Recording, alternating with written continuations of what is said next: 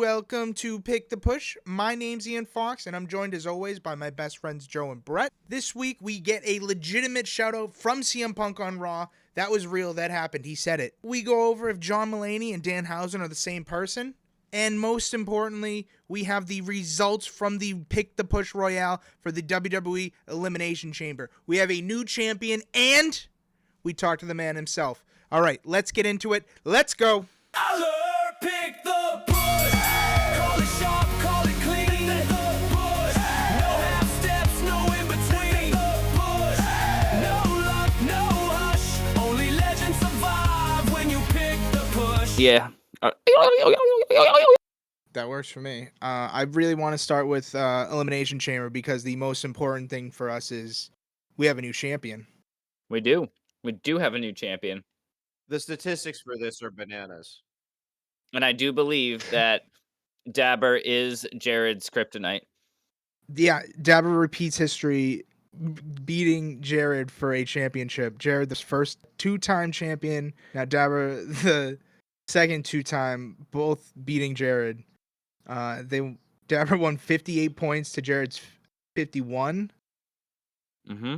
It really came down to Dabber had the correct number of pods being broken, and he had the correct amount of ref bumps. Just crazy. Jared got all the match order right, and he also had Danhausen, and he still fell short, which is wild. Wild. And to the next thing, the new number one contender for the next Royale at AEW Revolution on March 15th, Eddie Johnson, with 75 points for this Royale. Very happy for Eddie. He's been so close near the top the last couple of pay-per-views, but just hasn't been able to, get the win. It was bound to happen. Yeah. Doesn't he have one of the highest averages? He has the highest average, and he's been, at the top since, you're able to get onto that chart. Once you play 2, it puts you in there. And, obviously at 2, you'll have a higher average, but he's played, I don't know how many exactly, but it's a lot more than 2, and he's still just at the top. He was perfect on AJ versus Becky and Punk versus Balor, and perfect on the event props. And then that brings us to our next thing. We always do the promo punishment for whoever gets the highest gets to pick who has to do it. Brett, you had 26 points. Set the bar low. Well, and then we're going up higher because 55 points is below my average, but that's not terrible. And I thought that would be enough, but Joe had 56 points, beating me by 1. So that's very disheartening. The math doesn't lie. Yeah, that's really my concern. I did make you do the promo last time, so, Do you ever play the Telltale games, Ian? One of them. Whenever you make a decision in the Telltale games, they always tell you that character will remember that decision. And they make sure to put it in big, bold print up at the top left-hand corner of the screen. Well, Ian, Joe will remember this, and I'll get you back eventually. Ooh. But I'm not choosing you for the promo this week. Yes. Then who? I will be choosing Brett. Oh, okay. One of the main reasons is Brett picked with his heart, and he lost to my coworker. Oh, I absolutely, yeah. Yeah, if you didn't lose to my coworker, I would have picked Ian. What's the deciding factor? Yeah, that really was the deciding factor.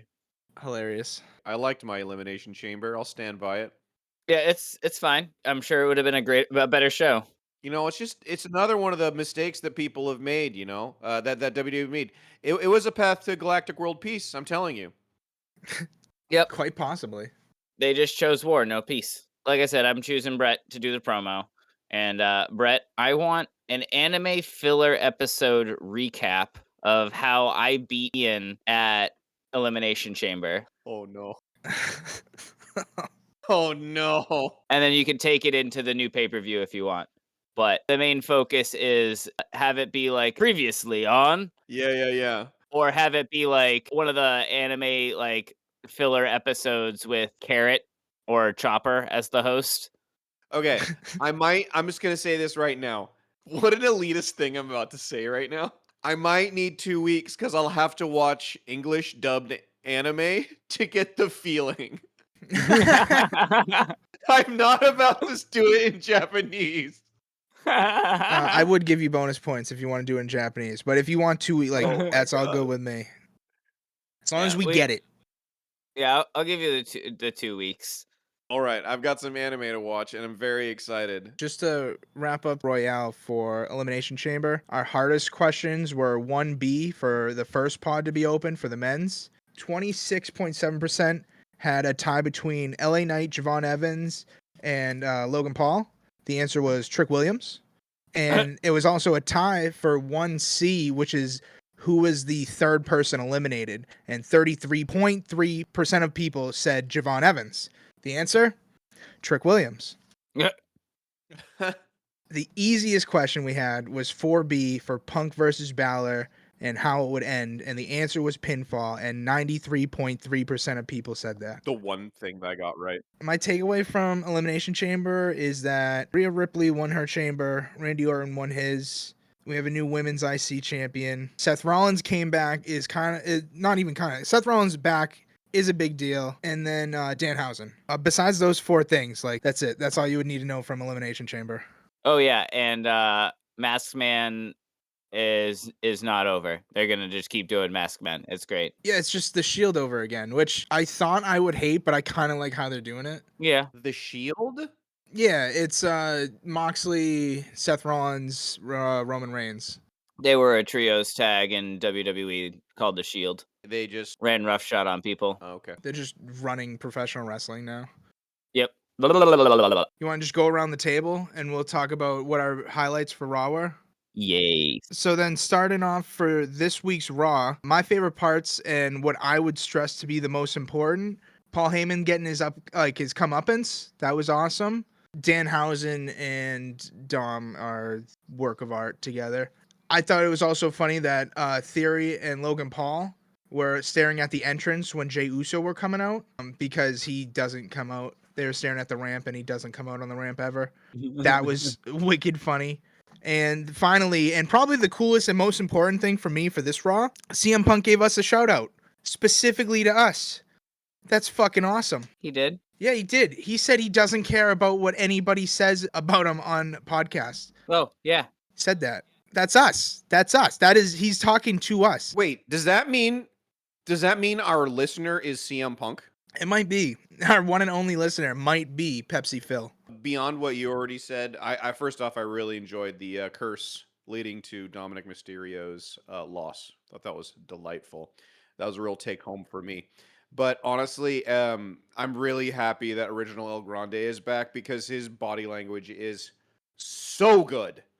It is so good. He brings an absolute tone to being El Grande that a new El Grande doesn't have. And I'm really happy that new El Grande is super popular. Like, good for him. But man, OG El Grande's got this horrible sizzle that I'm very glad is back. You got Paul Heyman Just broke his nose, was bleeding everywhere. Awesome.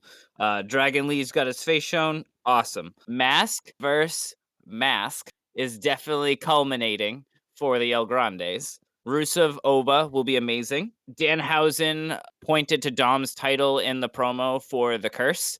And I don't know if anyone else noticed, but Penta's side plates were already on the title in that promo. Did not. That's wild. I did not notice that. Worst part about the whole thing, the ending. You should never end an episode with a fucking promo. It's a WrestleMania main event. Don't care. Put the promo in the show. End it with a match, always. You don't care? Just like how CM Punk doesn't care that Roman Reigns' father is dead? He pissed off a lot of people, apparently, too, with that. Yeah, he stole that from Christian. What the fuck? Oh, there was also for CM Punk's entrance on that. There was somebody there was a silhouette in the background. Anybody catch that? I saw a TikTok about it, and they're very convinced that it was Paul Heyman, even though he got fucked up. So possibly CM Punk joining the Vision. And we got Vision versus Bloodline. I don't know. Bro, what a second-rate Vision. It could have been a different person on a silhouette. Could also be just a coincidence that they just fucked it up. Yeah, I could see that more than anything. I don't think that the main event should have been a promo regardless, because how can you Like, you have an Intercontinental Championship match, and you're gonna have it as a title change and then just make people listen to people talk. That's just awful. But I think we're all in agreement. The best part of Raw is Danhausen, right? Like all three of us. Like 1000%. 1000%. Dom helps though too.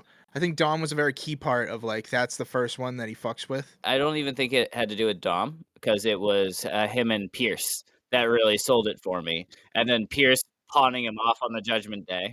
Did you hear what he called him when he walked up to him? When he like introduced himself? He said, "Hello, Stone Cold Steve Austin." Yes. It was a good glasses disguise. He's already had a couple of his Demandhausens met. Who wants to start with what they're thinking for AEW? As much as I love the idea of Darby Orange and Gabe Kid Clark Connors, the fight was meh. There was an 8-minute fight before the match even started, and the only thing that really came out of that was Dave Finlay came out for his debut. So like that's cool. So Dave Finlay debuted, and that's Okay. probably just worth noting. That's about it. A lot of debuts tonight because we also had the Inspiration debut, Jesse McKay and Cassie Lee, which I'm very excited for. The Inspiration. Are they doing that? Good. All right, good. Yeah, yep, they are, and they're doing the pose too. Perfect.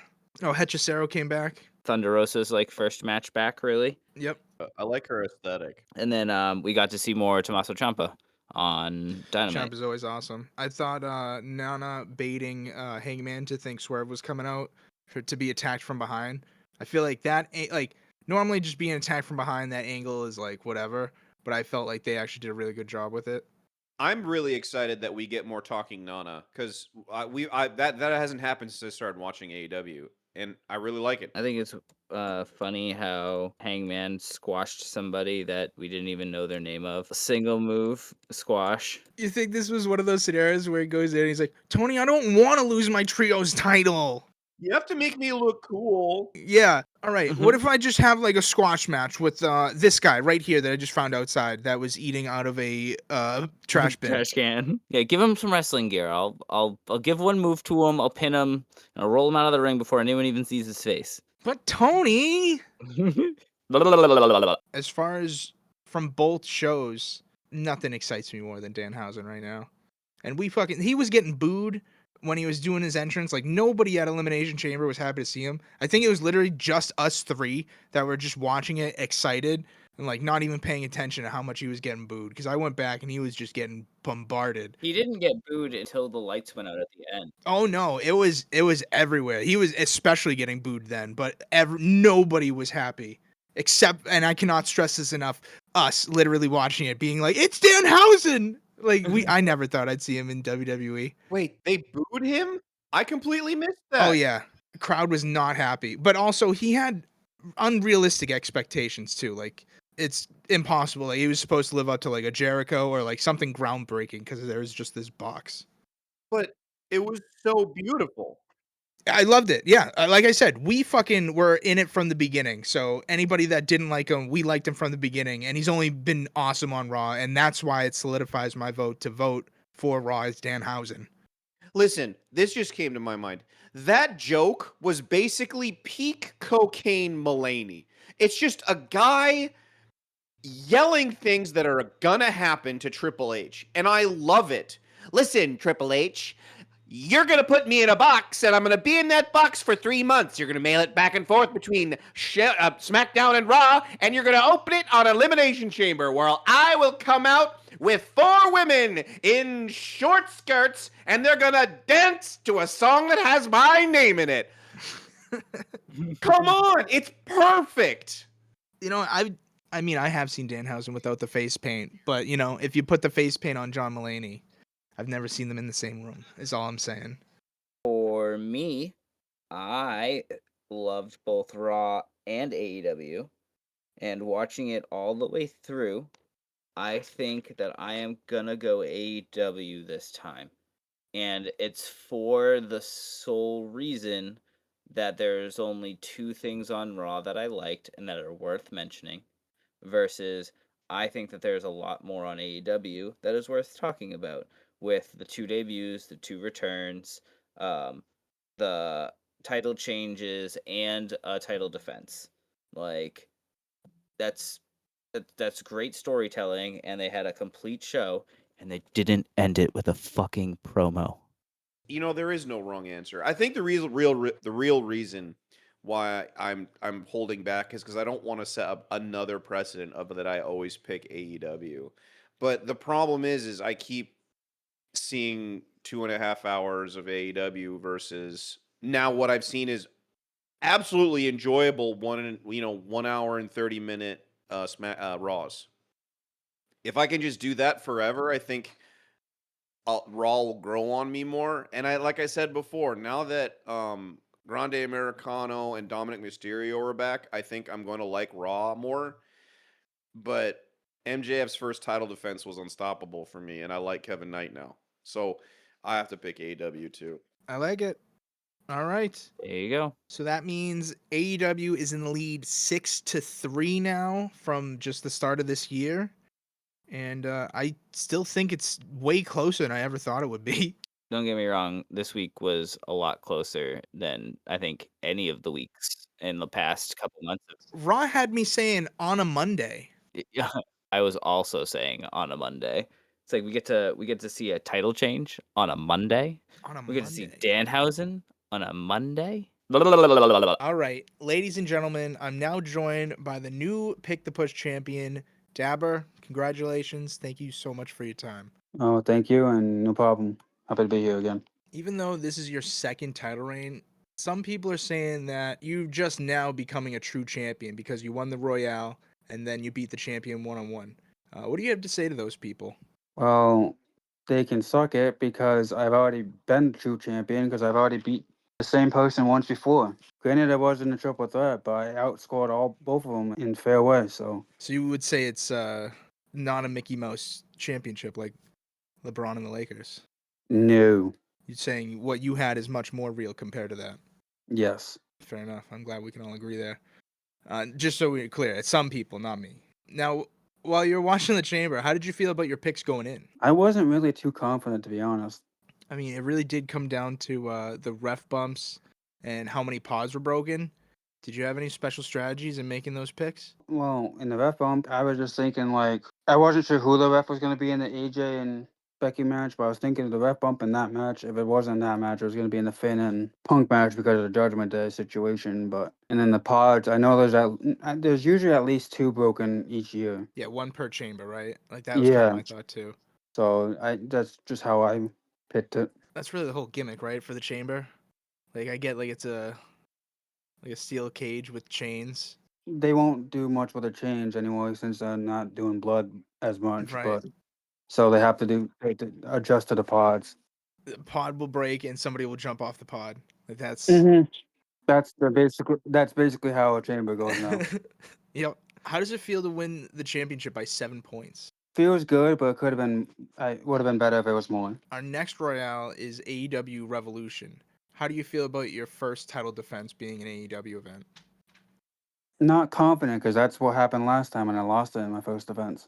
Have you thought about who the number one contender is? They've been, quietly rising through the ranks on the leaderboard, and they've been second highest in a few Royales now. Like, what's your message for the number one contender? My message will be: you've done well so far, but you haven't done well enough to make it to the top yet. Is there anyone else you want to call out, or is there any shout outs or funny noises or anything fun? So yeah, I want to say, Jared, stop making excuses for every time you lose. That's well said. Because every time he loses, he says he's injured, blah, blah, blah, blah, blah. It's always when he loses, never when he wins. I mean, now that you beat him, would you say he's still in your head a little bit? Oh, no, I'm just tired of him making excuses after he loses. I do agree with that, too. It doesn't matter if it's me, it doesn't matter if it's someone else, he makes excuses no matter what he loses. And I'll even make this. If I retain the championship at Revolution, I will give him his rematch at the next pay-per-view. I'm down. I'll make that into the triple threat. Like, we'll have a number one contender, but if you're going to put your cojones out like that, then I definitely think we can make that work. If I beat him for a third time, he can't say he's injured anymore. I mean, he did have a doctor's note. It's a fake-ass doctor's note. That a 2-year-old looked like a 2-year-old drew it. This is some harsh words. All right. I have one last question for you. How cool is Danhausen? He's starting to grow on me. Oh, really? Okay, good, Yeah. good. As much as I didn't like his debut, but when I saw him on Monday Night Raw with Adam Pearce, and I realized what type of character he is, and how he's similar to R-Truth-ish, he's gonna grow on me more and more. I know, I can see it. But I like R-Truth, so They need to keep it consistent. Like so far, so good.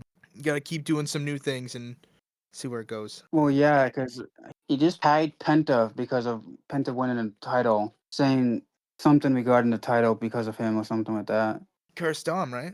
Yeah, because he cursed Dom, but then Penta won, and so he went on like Twitter or something and added Penta and was like, "You can thank me" or something like that for later on. Or something. I don't know exactly what he said, but he just was like, "Yeah, you can kind of thank me for that." That's funny. Thank you so much for your time. It's always fun. I'm sure you're gonna get sick of us eventually, especially if you keep doing what you've been doing. So congratulations again. We'll see you when we see you. Yep, thank you again for having me. That's going to do it for this week's episode of Pick the Push. Don't forget to check us out next week, where we will have a number one contender interview with Eddie Johnson. We go over the card for the next Pick the Push Royale, AEW Revolution, because that's pretty much already here. And we continue our Raw versus AEW debate. Don't forget to check us out on X, Instagram, YouTube, Spotify, Apple Pod, and all your podcast platforms. Until next time, we'll see you next Friday. Peace. Aller, pick the push. Call it sharp, call it clean. Pick the push. No half steps, no in between. Pick the push. No luck, no hush. Only legends survive when you pick the push. Boards light, hearts race, crowd reacts. Every pick swings, no room for slacks. Bluff fails quick, mistakes break fast. Every choice lands, nothing's left to chance. Climb the ranks, feel the surge, hit it hard, no room to purge. Eyes locked, focus tight, every swing counts in the fight. Predicted the twist, caught us all flat. No way you had that. Pick it right, own the night. Pick it wrong, still stand your fight. Every call cracks, every swing crushed. Step in the ring, pick the push. Push, push. I learned pick the push. Call the plays on the night. Push. Make it land, hold it tight. Push. No slack, no hush. Only legends survive when you pick the push.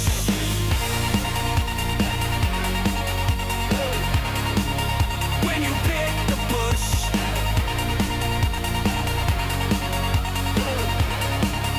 When you pick the push.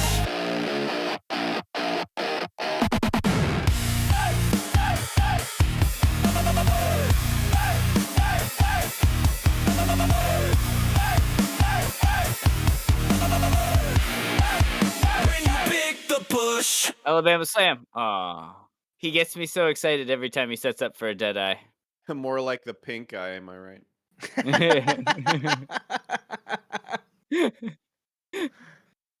Kyle Fletcher wears pink.